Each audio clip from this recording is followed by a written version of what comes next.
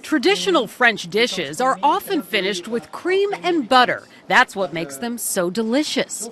But classically trained French chef Mark Bauer looks for alternatives because he suffers from acid reflux. I felt an acidity in my throat.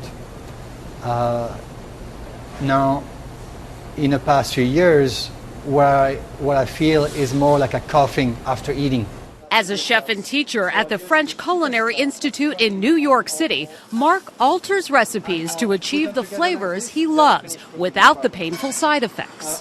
He teamed up with Dr. Jamie Kaufman to write Dropping Acid, the Reflux Diet Cookbook and Cure. I think there are probably about 75 million Americans who suffer from reflux disease who don't know it's reflux disease, and the doctors may not know either.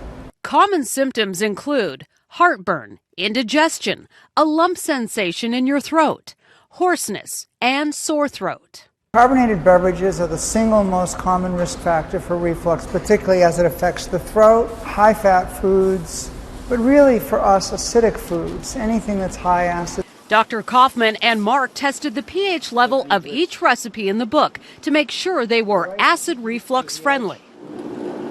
Like his pea soup shooter, which would normally call for lots of cream.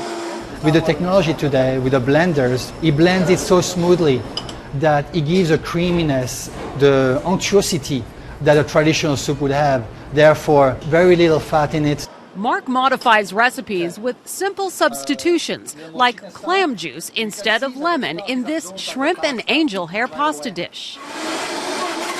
He even found a way to make cheesecake easy on acid reflux patients. It is that I used a quarter of the amount of cream cheese, used pumpkin puree, which has a similar consistency as cream cheese, and then used tofu to make it creamy like a custard.